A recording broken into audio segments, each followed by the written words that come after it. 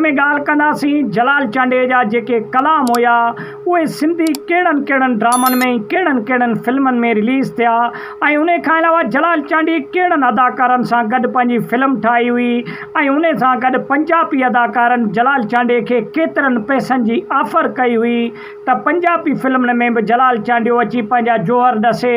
ऐं पंजाबी फिल्मनि में जलाल चांडियो अची एक्टिंग करे। दोस्तों भारी भरकम पैसनि जी ऑफर थी जलाल चांडे खे,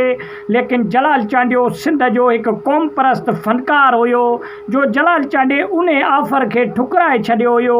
ऐं जलाल चांडियो असद कुरैशीअ जो तमामु बहितरीनु दोस्त हूंदो हुयो ऐं असद कुरैशीअ जा 3-4 अहिड़ा फिल्म हुया जिन्हनि में जलाल चांडे जा कलाम रिलीज़ थिया हुया। ऐं जलाल चांडियो जॾहिं जलाल चांडे जे ओताक ते वियो असद कुरैशी त जलाल चांडे कहिड़ा तासुरात पंहिंजा पेश कया ऐं उन खां अलावा कहिड़ी ख़िदमत उन्हनि अदाकारनि जी कई उहा अॼु 2025 में बि असद कुरैशी हिकिड़े महफ़िल में ऐं हिकिड़े प्रोग्राम में असद कुरैशीअ पंहिंजे ज़बानी पाण ॿुधायो ऐं जलाल चांडे जी तमामु घणी नेकी कई। दोस्तों जलाल चांडियो पंहिंजे दौर जो हिकु अहिड़ो फ़नकार हुयो जंहिंसां ड्रामनि वारा ऐं पंहिंजा गुलूकार अदाकार सभई प्यार कंदा हुया ऐं सिंध जी आवाम बि उन खे चाहींदी हुई। त इन जे करे जलाल चांडियो एॾो मक़बूल हुयो सिंध में जो हर तबिके जो जेको आहे सो माण्हू जलाल चांडे सां प्यार कंदो हुयो ऐं जलाल चांडे जी तारीफ़ करण खां न रहंदो हुयो। छाजे करे जो जलाल चांडे खे माण्हू उस्तादनि जो लक़ब ॾींदा हुया ऐं जलाल चांडे खे उस्तादनि वांगुरु भाईंदा हुया। दोस्तों हिकिड़े फिल्म जी शूटिंग पे हली असद कुरैशीअ जी जिन्हनि में कुझु गाना रिकॉर्ड थियणा हुया जलाल चांडे जा।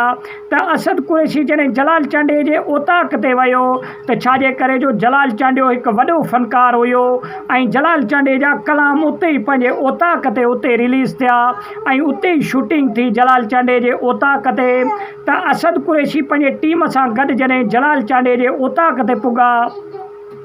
त सभ खां पहिरीं जलाल चांडे उन्हनि जी तमामु घणी ख़िदमत कई, छेलो कुराए मानी खाराए उन्हनि खां हाल वाल वठी करे ऐं असद कुरैशीअ खे कुझु नसीहतूं कयूं जलाल चांडे। त जलाल चांडे असद कुरैशीअ खे चयो त तव्हां सिंधी फिल्मूं अहिड़ियूं बहितरीनु ठाहियो त जीअं पंजाबी ड्रामा ऐं पंजाबी फिल्मूं सिंध मां ख़तमु थियनि ऐं असांजी सिंधी जेको आहे सो ॿोलीअ खे ऐं सिंधी जेके आर्टिस्ट आहिनि उन्हनि खे सिंध में प्रमोट कयो त जीअं सिंध में सिंधियुनि जो राज हुजे। त दोस्तों अहिड़े तरीक़े सां असद कुरैशीअ उहे ॻाल्हियूं पंहिंजे नक्श में विहारे छॾियूं ऐं असद कुरैशीअ बि तमामु बहितरीनु जेको आहे सो महिनत कई पंहिंजनि फिल्मनि में पंहिंजनि ड्रामनि में जेके सिंध में तमामु घणा हिट थिया।